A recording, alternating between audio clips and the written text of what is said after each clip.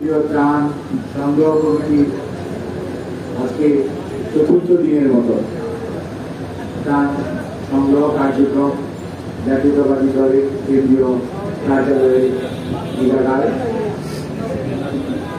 সকাল 10টা থেকে শুরু হয়েছে। সাধারণত বলেছিলাম যে 8টা পর্যন্ত চলে, কিন্তু দেশের প্রত্যন্ত অঞ্চল থেকে অনেক মানুষ যখন ত্রাণ দিতে আসে তারা 10টা 11টা 12টা পর্যন্ত এটা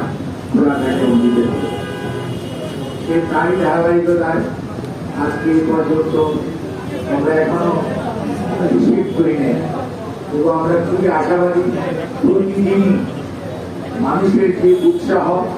আগ্রহ সেই বাংলাভাষী মানুষের পাশে দাঁড়ানো সেটি কিন্তু প্রতিদিন বৃদ্ধি পাচ্ছে, এবং মানুষের যে সহমর্মিতা এই ফেনী,